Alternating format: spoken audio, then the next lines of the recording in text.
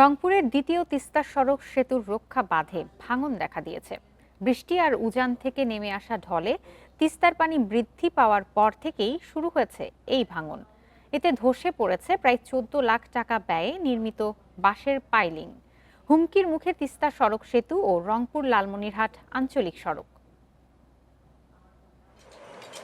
গত ২০ জুন বৃষ্টির ঢলে তিস্তা নদীর পানি বাড়তে শুরু করে। এ সময় পানির তোড়ে রক্ষাবাঁধের প্রায় ৬০ মিটার নদীতে বিলীন হয়। এরপর টানা ৩ দিনের ভাঙনে আরও ১৫০ মিটার এলাকা ধসে পড়েছে।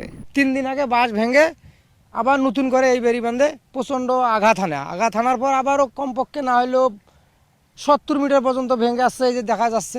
যে সরকার যদি এখনো এটা কাজ করে তাহলে সমস্ত টিকে থাকার চেষ্টা আছে, আর যদি না করে তাহলে সবগুলোই চলে যাবে। প্রতি সপ্তাহে সর্বোচ্চ বার বিকাশ পেমেন্টে ৫০ জন হবেন পেমেন্ট চ্যাম্পিয়ন। জিতে নিন টিভি সহ আকর্ষণীয় সব প্রাইজ।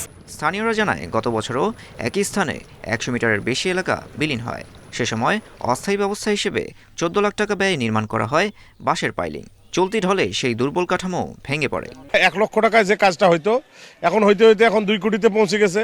এরা চাচ্ছে এটা কমপক্ষে ১০০ কোটিতে যাক, তারপরে এরা এই কাজ করবে। তার আগে এরা ছোটখাটো কাজ করে তো ওদের পড়তে পারবে না, দুর্নীতি করতে পারবে না।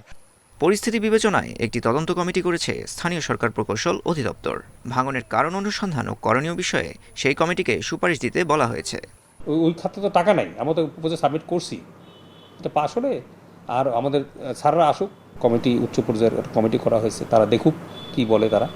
আপৎকালীন বালুর বস্তা ফেলে ভাঙন ঠেকানোর চেষ্টা করছে পানি উন্নয়ন বোর্ড।